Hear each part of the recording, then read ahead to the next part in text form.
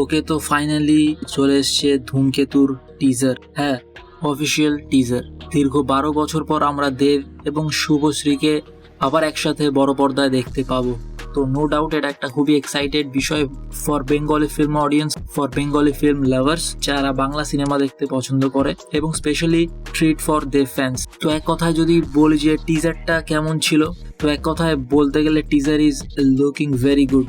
তো টিজারের শুরুতেই আমরা দেখতে পাচ্ছি যে দেবকে একজন আর্মি বা কমান্ডো রূপে। তো এখানে ক্লিয়ারলি বোঝা যাচ্ছে যে দেব এই ছবিতে একজন মিলিটারি ম্যানের রোল প্লে করবে, এবং ট্রাস্ট মি, এখানে সে নায়ক না, খলনায়ক। হ্যাঁ, ঠিকই শুনেছেন, এখানে দেব নায়ক না, সে একজন খলনায়কের চরিত্রই প্লে করবে। টিজারটা তো সেটাই প্রমিস করছে। তো এখানে অ্যাকচুয়াল গল্প কি হতে পারে তার অ্যাজ কোনো হিন্ট না দিলেও এটা একটা no doubt pure love story হতে চলেছে ফর শিওর, এবং এটা একটা অসমাপ্ত প্রেম কাহিনীও হতে চলেছে। এই টিজারে আমরা মেনলি দেবের দুটো লুক দেখতে পাচ্ছি। একটা হলো দেবের ইয়াং এজ, যেখানে সে একজন মিলিটারির রোল প্লে করছে, এবং আর একটা হলো দেবের একেবারে বৃদ্ধকালের লুক, যেখানে দেবকে একদমই বৃদ্ধভাবে প্রেজেন্ট করা হয়েছে। সেই বৃদ্ধর যে লুকটা এবং গেট আপটা, সেখানে দেবকে খুবই ভালো লাগছে এবং খুবই মানিয়েছে, এবং সেখানে তার যে সমস্ত ম্যানারিজম আছে, তার হাঁটা চলা, তার তাকানো, কথা বলা, সেই সব কিছুর মধ্যেই আমরা সেই অ্যাক্টর দেবকে খুঁজে পাচ্ছি।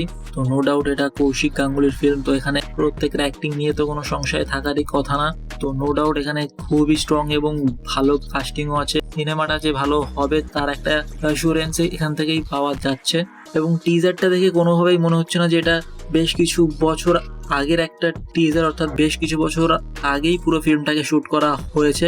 If I am not wrong, এটা হয়তো 9 বছর আগে শুট করা হয়েছিল, এবং 9 বছর পর ফাইনালি এই ডিসেম্বরে রিলিজ করবে।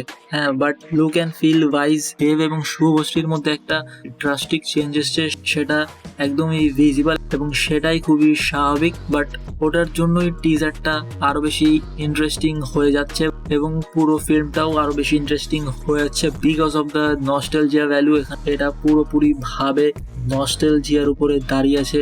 তো আমার তো এক কথায় টিজারটা খুবই সুন্দর এবং ভালো লেগেছে। ট্রেলার আসলে আমরা আরো ভালোভাবেই মুভিটা নিয়ে কথা বলতে পারবো যে কি হতে চলেছে অ্যাকচুয়াল মুভিটা। তো আমাদের কেমন লাগলো এই ধূমকেতু টিজার, স্পেশালি দেব এবং শুভশ্রী ফ্যান্সরা কমেন্ট করে যাও যে কেমন লাগলো তোমাদের টিজারটা, এবং তোমরা কতটা এক্সাইটেড এবং কতটা নস্টালজিক তোমরা এই মুহূর্তে।